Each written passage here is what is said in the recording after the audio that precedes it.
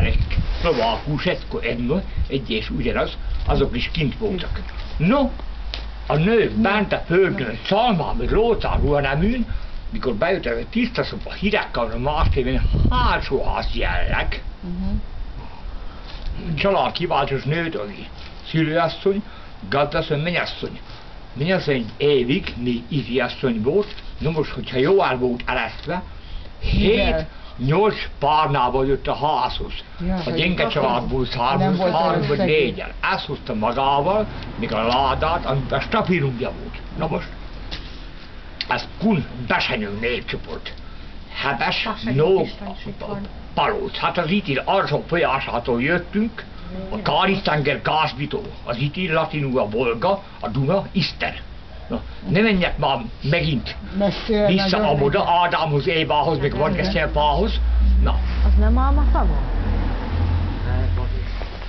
Mondjam, nem mondjam? De, hallgatom, hát... Na most ez olyan játék volt, és a honfoglalás nem 896-ban volt, hanem 703-ban, 896-ban második ráta jött be. Még nem Bereckén jöttek, hanem Királyhágon, még a Kazánszoroson. De ide már nem álltak vissza. Én kunbesenyő vagyok. Én? LSD vagyok. Na, mondanám, na most ezt, de most azt akarom rá... Elmondom, pillanat. Tehát ezek rózsát festettek a ládára. A nagykunszék, a nagykunok azok szőkésbarna hők, szürke szeműek. Kiskunok, hajdubihar, bácskiskun, békés. Ja, azt egy kunszolnok, azok nem, azok kazárok, alánok, jászok, azok nem kunok.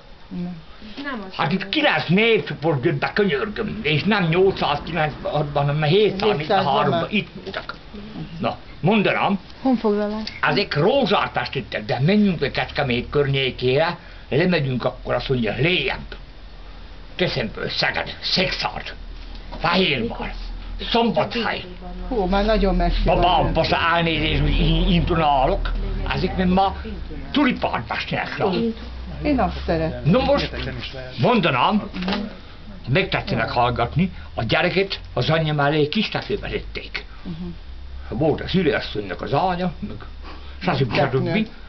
Az éjszakunk a térsít, az anyja rúgott rajta egyet, ott ahogy himbázott, azáltal elszenderült előtt. Na most ezt nevezték ringónak vagy ringőnek.